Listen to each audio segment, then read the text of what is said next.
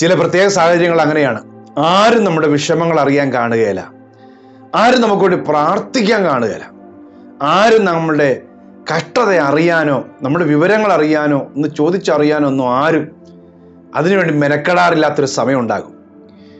അങ്ങനെയുള്ള സമയത്തും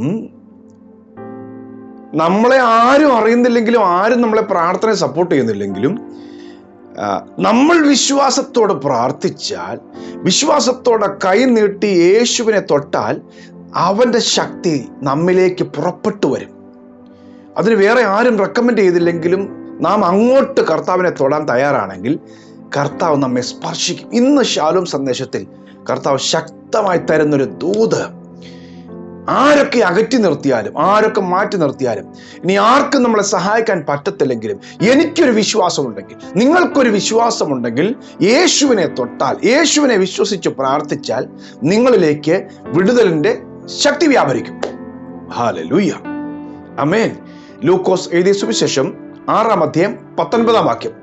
ശക്തി അവനിൽ നിന്ന് പുറപ്പെട്ട് എല്ലാവരെയും സൗഖ്യമാക്കുക കൊണ്ട് പുരുഷാരൊക്കെയും അവനെ തൊടുവാൻ ശ്രമിച്ചുകൊണ്ടിരുന്നു.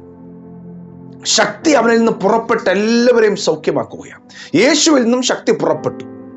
ഹല്ലേലൂയ, യേശുവിൽ നിന്നും ശക്തി പുറപ്പെടും. വിശ്വാസത്തോടെ ആര് അവനെ കൈ നീട്ടി തൊടാൻ ആഗ്രഹിക്കുന്നു? ഞാൻ പറഞ്ഞല്ലോ, നമ്മൾ അങ്ങോട്ട് ചെന്ന് തൊടുകയാണ്. നമ്മളെ ഒന്ന് അറിയാനോ, നമ്മുടെ വിഷമം അറിയാനോ, പ്രശ്നം അറിയാനോ മനുഷ്യരാരും വന്നില്ലേലും നമുക്ക് അങ്ങോട്ട് ചെല്ലാം കർത്താവിൻ്റെ അടുക്കിലേക്ക്. കർത്താവ് കാത്തിരിക്കുക നമ്മൾ ചെല്ലാൻ. ഇനി നോക്കിയേ, ഒരു വേള യേശു പോലും അറിയാതെ ഈ രക്തസ്രവക്കാരി സ്ത്രീയെക്കുറിച്ച് ലൂക്കോസ് എഴുതിയ സുവിശേഷം 8-ാം അധ്യായത്തിന്റെ 46-ാം വാക്യത്തിൽ എഴുതിയിട്ടുണ്ട്. രക്തസ്രവക്കാരി സ്ത്രീ പുരുഷാരത്തിന്റെ ഇടയിലൂടെ ഇഴഞ്ഞു ചെന്ന് യേശുവിന്റെ വസ്ത്രത്തിൽ തൊട്ടു.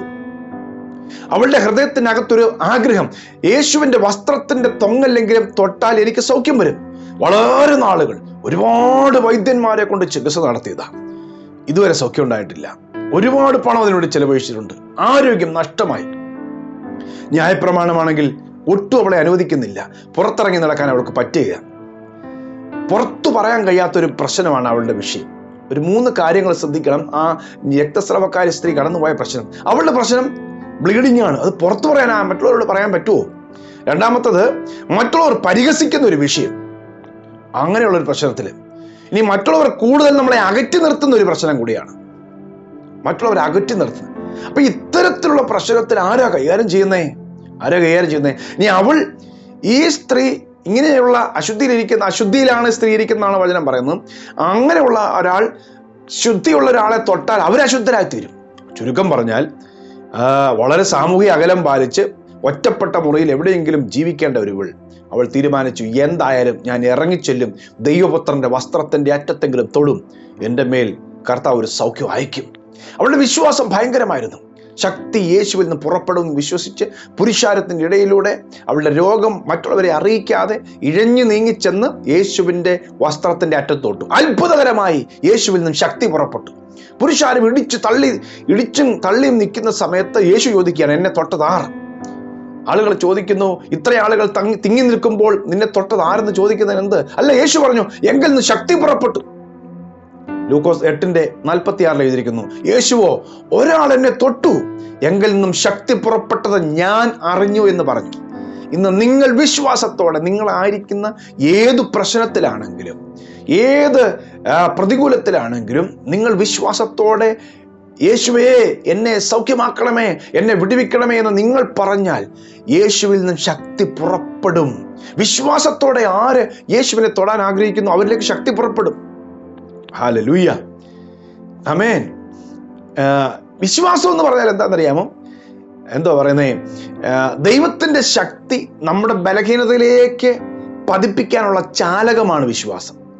ദൈവത്തിന്റെ വലിയ ശക്തി നമ്മുടെ ബലഹീനതയിലേക്ക് എത്തിക്കുവാനുള്ള ഒരു ചാലകമാണ് വിശ്വാസം.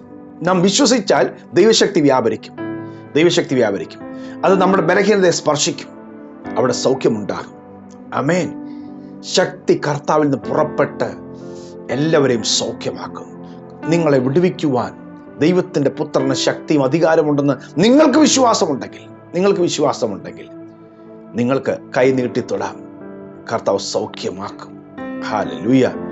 അപ്പോസ്തലന്മാരിൽ ഈ ശക്തി വ്യാപരിച്ചപ്പോൾ അവർ തൊട്ടവരൊക്കെ സൗഖ്യമായി.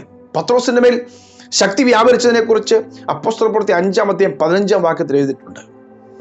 പത്രോസിൽ നിന്ന് ദൈവത്തിന് ശക്തി പുറപ്പെട്ട് വീതിയുടെ കോണിലും വഴിയരികിലൊക്കെ രോഗികളെ കൊണ്ടിട്ടപ്പോൾ പത്രോസ് കടന്നു പോകുന്ന നിഴലെങ്കിലും തട്ടി രോഗികൾ സൗഖ്യമാകുമെന്ന് വിശ്വസിച്ച് ആളുകളെ കൊണ്ട് കിടത്തി. അവരൊക്കെ സൗഖ്യമായി. അപ്പോസ്തലനായ പൗലോസ് എഫെസോസിൽ വെച്ച് 2 വർഷം ദൈവത്തിന്റെ വചനം പഠിപ്പിച്ചു കഴിഞ്ഞ് പുറത്തേക്ക് ഇറങ്ങുമ്പോൾ പൗലോസിന്റെ കയ്യിൽ അസാധാരണ വീര്യപ്രവർത്തികൾ നടക്കുന്നു. അവന്റെ നിഴൽ തട്ടി രോഗികൾ സൗഖ്യമാകുന്നു. അവന്റെ തൂവാല കൊണ്ടിടുമ്പോൾ അനേകർ സൗഖ്യമാകുന്നു. അസാധാരണമായ വീര്യപ്രവർത്തികൾ നടക്കുന്നു. വിശ്വസിച്ച് തൊട്ടാൽ യേശുവിൽ നിന്നും ശക്തി പുറപ്പെടും. നിങ്ങൾ വിശ്വസിക്കുന്നെങ്കിൽ നിങ്ങളിൽ നിന്നും ആ ദൈവശക്തി, നിങ്ങൾ പ്രാപിച്ച യേശുവിന്റെ ശക്തി നിങ്ങളിൽ നിന്നും വ്യാപരിക്കും, അനേകരെ സൗഖ്യമാക്കുവാൻ. അപ്പോസ്തലനായ പൗലോസ് കൊരിന്ത്യർക്ക് എഴുതിയ 2-ാം ലേഖനത്തിന്റെ 4-7 പറയുന്നു, ഞങ്ങളുടെ മേൽ ഈ ശക്തിയുണ്ട്, അത്യന്ത ശക്തിയാണ്. ഈ ശക്തി ഞങ്ങളുടെ മൺകൂടാരത്തിലുള്ളത് കൊണ്ട് സകല വിധത്തിലും ഞങ്ങൾ കഷ്ടം അനുഭവിക്കുമ്പോഴും ഞങ്ങൾക്ക് ഒരിടുക്കവും ഇല്ല. ഈ ശക്തി മറ്റുള്ളവരെ ശക്തീകരിക്കാനുള്ള ശക്തിയാണ്. ഹല്ലേലൂയ. എഫെസ്യ ലേഖനം 1:19 വിശ്വസിക്കുന്നവരിൽ വ്യാപരിക്കുന്ന അവന്റെ അളവറ്റ ശക്തി. നിങ്ങൾ വിശ്വസിച്ചോ, നിങ്ങളിൽ ആ ശക്തി വ്യാപരിക്കും. സൗഖ്യമാക്കാനായിട്ട് വ്യാപരിക്കും, രക്ഷിക്കാനായി വ്യാപരിക്കും, മരണത്തെ ജയിക്കാനായി വ്യാപരിക്കും, ഉയർപ്പിക്കാനായി വ്യാപരിക്കും. ആമേൻ.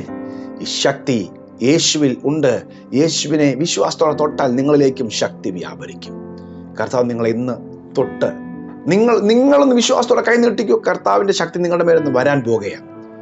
ഞാൻ പ്രാർത്ഥിക്കാം. പ്രിയ കർത്താവേ, വിശ്വാസത്തോടെ കൈ നീട്ടി നിന്നെ തൊടുവാനിരിക്കുന്ന ഈ മക്കൾക്ക് വേണ്ടി പ്രാർത്ഥിക്കുന്നു. ആർക്കും അടുക്കാൻ കഴിയാത്ത, ആർക്കും സഹായിക്കാൻ കഴിയാത്ത, ആരും തിരിഞ്ഞു നോക്കാത്ത പ്രതിസന്ധിയിൽ അകപ്പെട്ടു പോയിരിക്കുന്ന പ്രിയപ്പെട്ട മക്കളെ ദൈവകരങ്ങൾ ഞാൻ ഇപ്പോൾ സമർപ്പിക്കുന്നു. കർത്താവെ, വിശ്വാസത്തോടെ നിങ്ങളിലേക്ക് അവർ കൈ നീട്ടുകയാണ്. യേശുവിൻ്റെ നാമത്തിൽ ഏത് പ്രശ്നത്തിലാണ് ഇവർ അകപ്പെട്ടിരിക്കുന്നത് ആ മേഖലയിൽ നിന്നുകൊണ്ട് തന്നെ നിങ്ങളിലേക്ക് കൈ നീട്ടുന്നു. കർത്താവേ, നിന്നെ തൊടുന്ന ഇവരുടെ മേൽ ദൈവശക്തി വ്യാപരിക്കട്ടെ. അവർ എന്ത് വിഷയത്തിൽ തൊട്ടോ ആ വിഷയത്തിൽ ഒരു അത്ഭുതം വെളിപ്പെടട്ടെ. അവരുടെ നിന്നാ വിഷയങ്ങൾ മാറി അവരൊരു മാന വിഷയമായി മാറട്ടെ, ഒരു അഭിമാന വിഷയമായി അവർ മാറട്ടെ. കർത്താവ് സ്ഥിതിക്ക് മാറ്റം വരുത്തട്ടെ, അത്ഭുതം സംഭവിക്കട്ടെ യേശുവിൻ നാമത്തിൽ. ആമേൻ. ഇന്നത്തെ ദിവസം ദൈവം നിങ്ങൾക്ക് വേണ്ടി നൽകുന്ന അഭിമാനകരമായ ഒരു ദിവസമാണ്. എല്ലാ അപമാനങ്ങളെയും ദൈവം എടുത്തുകളയും. ദൈവം നിങ്ങളെ അനുഗ്രഹിക്കുന്ന ഒരു ദിവസം വിശ്വസിക്കുക. ഈ സന്ദേശം പതിവ് പോലെ കുറെ പേർക്ക് ഷെയർ ചെയ്യണം. God bless you. Have A great day.